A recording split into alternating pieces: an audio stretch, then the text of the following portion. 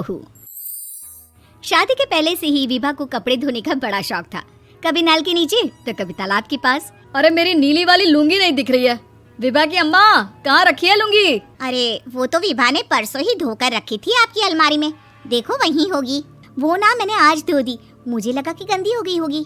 अरे कैसे गंदी हो गई थी, उसे तो मैंने पहना भी नहीं। हे भगवान, इस लड़की के कपड़े धोने की आदत से परेशान हो गया हूँ मैं। जितना तो घर में राशन नहीं आता उससे कहीं ज्यादा डिटर्जेंट पाउडर का खर्चा है।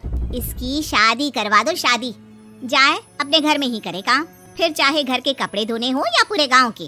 हाँ ठीक बोल रही हूँ, देखता हूँ मैं कोई लड़का। वो दिन भी आ जाता है जब विभा को देखने लड़के वाले आ जाते हैं। लड़की मुझे अच्छी लगी। होने वाली सास कहती है, बेटी अगर कुछ पूछना है तो पूछ लो। वैसे तो हमारी लड़की बहुत ही शर्मीली है, जो बोल दो वो मान लेती है, इसे क्या पूछना होगा। अरे कैसी बात कर रही हो माँ, मुझे इन लोगों के घर रहना है, सवाल तो कई है। हाँ हाँ बेटा पूछ लो ना, क्या पूछना है। आप लोगों के घर कपड़े कौन धोता है? सास का मुंह बन जाता है। देखो अगर तुम ये कहना चाहती हो कि तुम्हें कपड़े धोने नहीं आते तो सुन लो, कपड़े मैं ही धोती हूँ, लेकिन तुम्हारे आ जाने के बाद मैं रुमाल तक नहीं धोऊंगी। अरे चुप रहना भाग्यवान, बहू बेचारी घर आई नहीं, उसे डराना शुरू कर दिया।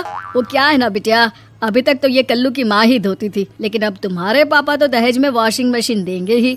तभी विभा की माँ बोल पड़ती है, सवाल भी पूछा तो क्या। वैसे भाई साहब, मशीन की तो फिर भी कपड़े धोने की कैपेसिटी होती है, मतलब जो बिटिया दे रहे हैं ना विभा, इसे कपड़े धोने का बहुत शौक है। ये आप लोगों के क्या, आस पड़ोस गांव मोहल्ले सबके कपड़े धो दे और उफ तक ना करे। बाहर देखा नहीं आपने कितने कपड़े सूख रहे हैं, सब हमारी बिटिया ने ही तो धोए हैं। बस भी करो ना माँ, शर्म आ रही इतनी तारीफ सुनकर। और तो और एक दाग निकाल कर दिखाओ तो मान जाऊँ। हाँ अच्छा माफ करना बेटा, मैंने गलत समझा, हमें तो रिश्ता बहुत पसंद है। और ऐसे जुड़ जाता है रिश्ता कपड़े धोने का शौक रखने वाली विभा का। उसकी शादी हो जाती है कोयला फैक्ट्री में काम करने वाले कल्लू के साथ। शादी के बाद अचानक विभा चिल्लाती हुई सास के पास आती है, सासू माँ, अरे सासू माँ कहाँ है आप? ये तो धोखा है, धोखा दिया आप लोगों ने मुझे। इसे ससुर के चक्कर के बारे में पता चल गया। अरे तो उसमें तुझे क्यों धोखा मिला है? अरे नल में पानी नहीं आता, कपड़े कैसे कब धुलेंगे? अच्छा तू पानी नहीं आ रहा उसकी बात कर रही है? तो आपने क्या सोचा? कुछ नहीं। अच्छा तेरी माँ ने कहा था कि कपड़े धोने का शौक है तुझे, याद आया मुझे। शौक बोलकर कपड़े धोने वाले मेरे जुनून को कम ना आके सासू माँ, कपड़ा धोना मेरा गुरूर है। तभी पति भी वहाँ आ जाता है। अभी मैंने इसे सनी देओल की फिल्म दिखाई है, उसी के डायलॉग मार रही है माँ। अच्छा सुन, साफ साफ बता रही हूँ, पानी सुबह 4 से 6 और शाम को 10 से 12 आता है, समझी? विभा टाइमिंग सुनकर हैरान हो जाती है, ये क्या भूतों का मोहल्ला है? सुबह 4 बजे उठकर कौन कपड़े धोता है? 4 बजे टंकी में पानी जाता है, फिर सारा दिन धोना ना, किसने मना किया? अरे कैसी बात कर रही है, 200 लीटर की टंकी में कितने कपड़े धो लूंगी मैं, सुबह ही उठ जाऊंगी मैं। अब क्या था, विभा सुबह 4 से लेकर रात के 12 बजे तक कपड़े ही धोती रहती। एक रोज सास पड़ोस से निकलकर कहीं जा रही होती है कि साथ वाली कहती है, हाँ कल्लू की माँ, जरा ये बताओ कि 2 साड़ी है, 2 ब्लाउज और एक पेटीकोट और एक नाड़े वाला लंबा कच्छा। हाँ तो? अरे तो क्या, कितना लोगी धुलाई ये बताओ। धोबन दिख रहे हैं हम क्या? हमारे पति सरकारी नौकरी से अभी रिटायर हुए हैं और बेटा सुपरवाइजर है कोयला फैक्ट्री में, धोबन समझ रखा है हमें।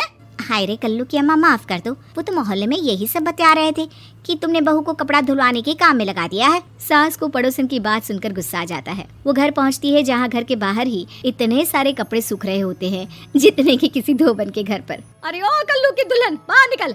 माँ जी यहीं आ जाओ, बाथरूम में चादर धो रहे हैं हम। अरे अभी हम धोते हैं, तुमको बाहर निकलो। ये आस पड़ोस वाले बोल रहे हैं कि हम बहू से कपड़े धुलवा कर उसे कपड़ा धोने वाली बना दिए हैं। अरे छोड़ो ना माँ जी, किन लोगों की बातों में आती हो? आस पास के लोगों का तो काम ही होता है कि वो किसी तरह सास बहू को लड़ा दे। बहू सारे घर के कपड़े धोती है, ये क्या कम है?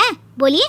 सास को भी लग जाता है कि वो बहू का ये सनकीपन नहीं छुड़वा सकती, इससे अच्छा है कि खुद ही चुप हो जाए। एक रोज सास और बहू मंदिर जाते हैं, जहाँ सास की साड़ी वहाँ खड़ी भीख मांगने वाली से मिलती है। माँ जी क्या बात है, आपकी साड़ी उस भिखारन से कितनी मिल रही है ना? हाँ देखो तो दोनों की साड़ी मिल रही है। क्या बात है कल्लू की अम्मा, तुम खुद को तो अफसर की बीवी बताती हो और ऐसी सिंपल सी प्लेन साड़ी पहनकर घूमती हो। सिंपल और प्लेन नहीं है ये साड़ी। तो क्या सोने के धागे से फूल बने हैं? कुछ भी सासू माँ, कुछ भी। हाँ बने थे इस साड़ी में सोने के धागे से फूल।